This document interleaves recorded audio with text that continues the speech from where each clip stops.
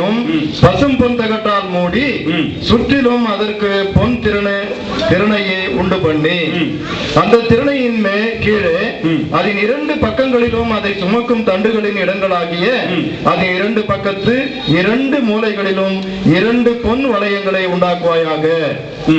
அந்தந்த தண்டுகளையும் சீத்தின் மரத்தால் பண்ணி அவைகளையும் பொன் தகட்டால் மூடக்கடவாய்.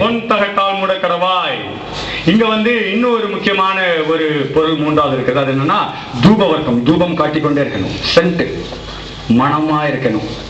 ஆணுடைய வீட்டுக்குள்ள என்ன இருக்குது? வெளிச்சம் இருக்குது. ஆணுடைய வீட்டுல ஆகாரம் இருக்கிறது. ஆணுடைய வீட்டுல மனம் இருக்கிறது. நல்ல நறுமணம், அழகான மனம்.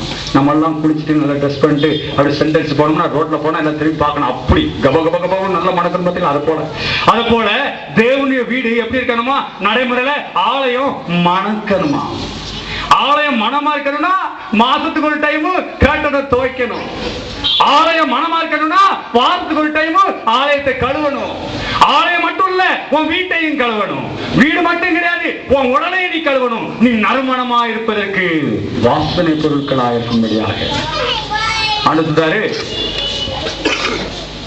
ஆலயத்துல அந்த கூடாரத்துல அந்த ஆசாரிப்பு கூடாரத்துக்குள்ள 3வது ஒரு பொருள் என்னன்னா தேவன் பிரசன்னமாக இருக்கிற அந்த ஆசாரியன் போகிற இடத்துல அந்த பாவ மன்னிப்பு பெறுகிற இடத்துல அந்த ரட்சிப்பின் திட்டத்தில் வைத்துக் கொண்டு தேவனை தரிசிக்கும்படியாக இருந்த அந்த ஆசாரிப்பு கூடாரத்துக்குள்ள நல்ல மனம், நல்ல சுவாசனை இருக்க வேண்டும். நம்முடைய ஆலயத்தில் நல்ல சுவாசனை இருக்க வேண்டும். இன்னைக்கெல்லாம் லேட்டஸ்ட் காலமாகி போச்சு.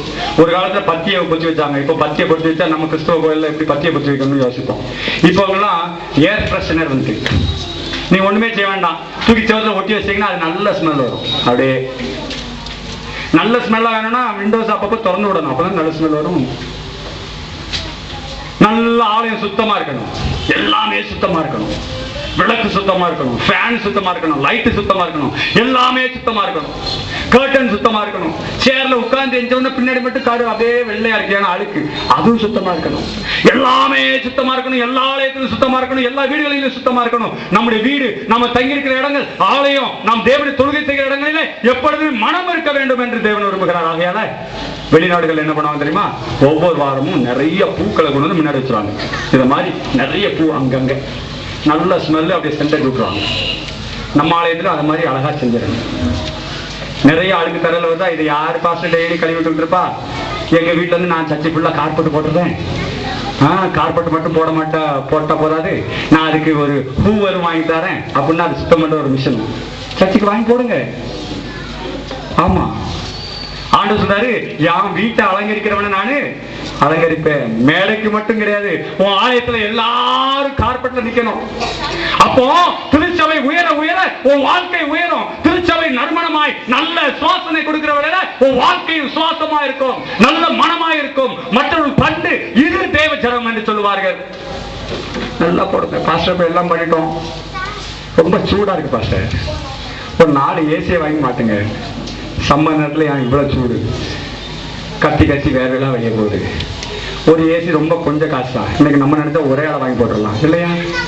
ஏசியை வாங்கி போட்டு, கார்பெட்டை வாங்கி போட்டு, கர்ட்டனை கிளீன் பண்ணி, எல்லாம் கிளீன் பண்ணி, நல்ல ஸ்மெல் வச்சு உள்ள வந்தாவே ஹalleluya, what a beautiful place. என் வீட்டுல எலி நாட்டமா இருக்குது, என் வீட்டுல பாச்சா நாட்டமா இருக்குது, என் வீட்டுல அந்த துணியை துவைக்காத நாட்டம் இருக்குது, என் வீட்டுல அந்த பாத்திரத்தை கழுவி ரொம்ப நாள் வச்சு அது நாட்டமா இருக்குது, என் ஆண்டோட வீட்டுக்கு வந்து சுத்தமா இருக்குது. உன் வீடும் மனமா இருக்கணும், தேவனுடைய ஆலயமும் மனமா இருக்கணும். ஆண்டவர் ஆசரிப்பு கூடாரத்துல, அந்த பரிசுத்த ஸ்தலத்துல மனமா இருக்க வேண்டும் என்று ஆண்டவர் வைத்தார். எப்பொழுதுமே மனம், அந்த புகை போய்கொண்டே இருக்க வேண்டும். சின்ன பிள்ளைங்களுக்கு எதுவும் காய்ச்சல் அல்லது தழும்பு பிடிச்சிருக்குன்னா சாம்பிராணி காட்டுவாங்க. சூடம் சாம்பிராணின்னு சொல்லுவாங்க. அப்படின்னா ஒரு கங்கு தீக்குல ஒரு இதுல ஒரு கரண்டி போல இருக்கும், அதுல வச்சுக்கிட்டு கொஞ்சம் தூக்கி போட்டோம்னா அது அப்படியே புகை வரும். அப்படியே அந்த பிள்ளைங்க சுவாசிக்கும் போது நல்லாகும்.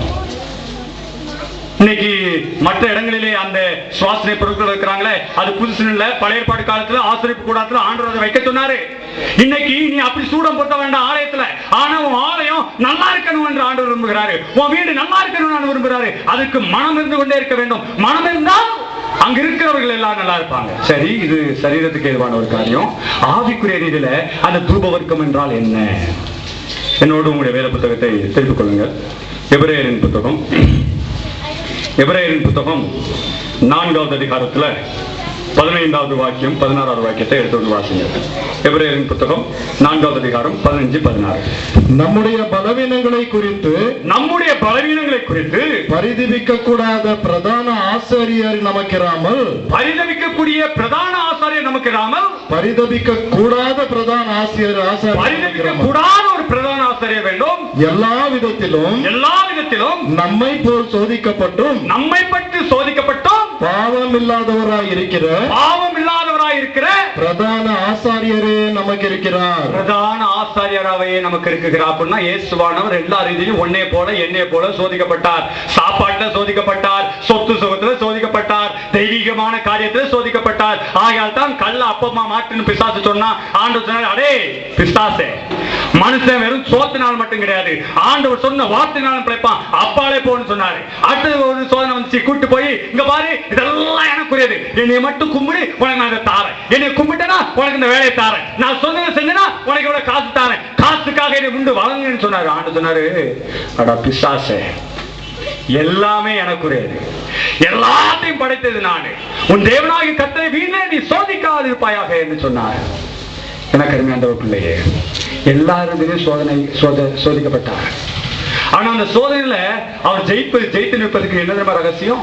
ஞானமுனுக்கு பெற்றவன வேதாகமம் சொல்கிறது, அவரு வனாந்தரத்துக்கு எடுக்கப்பட்டு அங்கு 40 நாள் உபவாசம் இருந்து ஜெபம் பண்ணினார். எனக்கு அருமையான பிள்ளையே, உனக்கு முன்னே இருக்கிற சக்திகளுக்கு முன்பதாக, உன்னை எதிர்த்து நிற்கிறவனுக்கு முன்பதாக நீ நின்று பேசுவதற்கு, அதை சந்திப்பதற்கு உனக்கு பலம் இல்லாமல் இருக்கலாம், பண ரீதியில, உடல் ரீதியில உனக்கு பலம் இல்லாமல் இருக்கலாம். ஆனா நீ ஜெபிக்க கற்றுக்கொண்டால் ஜெயிக்க கற்றுக்கொண்டாய். எங்கு ஜெபம் இருக்கிறதோ அங்கு ஜெயம் இருக்கிறது. எங்கே கொஞ்சம் ஜெயமோ அங்கு கொஞ்சம் ஜெபம் தான்.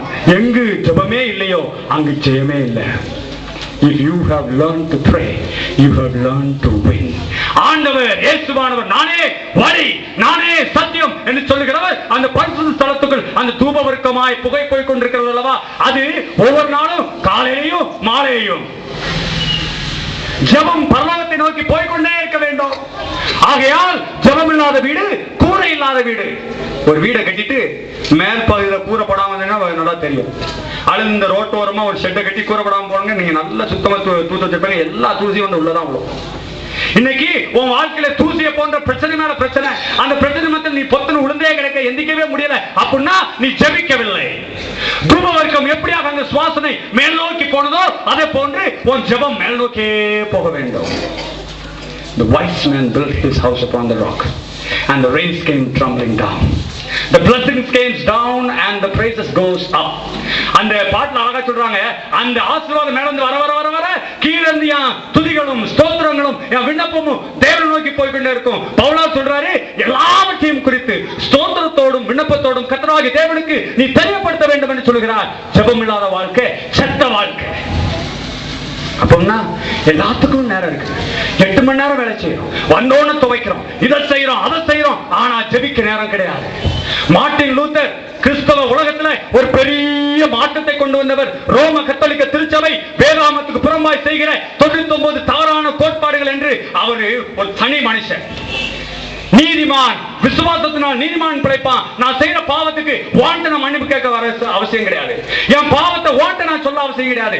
உனக்கும் எனக்கும் இடையில யாருமே கிடையாது. இயேசுவானவர் நேரா இருக்கிறார்.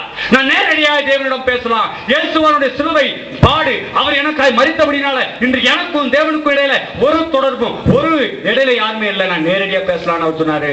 நீ செய்யற திருச்சபையாய் செய்கிற 99 காரியம் தவறான காரியம்.